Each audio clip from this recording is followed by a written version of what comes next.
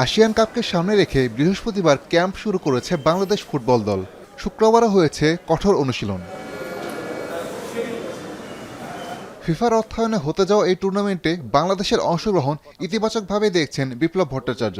সাফের আগে এমন টুর্নামেন্ট খেলায় নিজেদের প্রস্তুতি আরও ভালো হবে বলে মনে করেন জাতীয় ফুটবল দলের সাবেক গোলরক্ষক ও বিকেএসপির বর্তমান গোলকিপিং কোচ।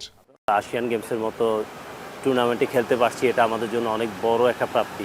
এবং বিশেষ করে যদি দেখেন সামনে সাফ আছে বাংলাদেশে, সো সাফের আগে এত বড় একটা টুর্নামেন্ট খেলা, এটা আমাদের জন্য অবশ্যই আশীর্বাদ। আসিয়ান কাপে ভালো পারফরমেন্সের মাধ্যমে রয়েছে র্যাঙ্কিংয়ে উন্নতির সুযোগ, আর সেটা ভবিষ্যতের ফিফা বাছাই সহ বাকি প্রতিযোগিতায় এগিয়ে দিতে পারে বাংলাদেশকে। এই টুর্নামেন্টে ফোকাস করা উচিত, বিশেষ করে এই তিনটা দলের সাথে যদি আমরা ভালো করতে পারি।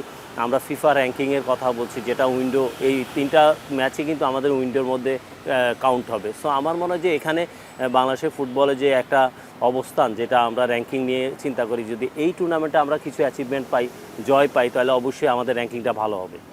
আমি ভরসা রাখি হিরন স্মার্ট ওয়াটার পিউরিফায়ারে। তবে আসিয়ানে খেলার আগে প্রায় ৩ মাস প্রতিযোগিতামূলক ফুটবলের বাইরে জাতীয় দলের তারকারা পিছিয়ে গেছে ঘরোয়া লিগও। তাতে ফুটবলারদের ফিটনেস আর গেম এনভায়রনমেন্ট কিছুটা ক্ষতির মুখে পড়লেও দেশের ফুটবলের সাথে বাফুফের সিদ্ধান্তের পক্ষেই মত বিপ্লবের। বাফুফে কিন্তু অবশ্যই ভালো চিন্তা করেই হয়তো লিগটা পিছিয়েছে। বসুন্ধরার মতো দল, ঢাকা আবাহনীর মতো দল যদি না খেলে, তাহলে প্রিমিয়ার লিগে জলস কমে যাবে। সো আমার মনে হয় যে ফিফার যে একটা নীতিমালা আছে, সেই নীতিমালা ওয়াইজে কিন্তু ফেডারেশন ফলো করছে। সব জটিলতা দূর করে শক্তিশালী ঘরোয়া ফুটবলের অপেক্ষায় বিপ্লব ভট্টাচার্য। একই সঙ্গে আসিয়ান কাপে জাতীয় দলের ভালো ফলাফলের প্রত্যাশায় তিনি।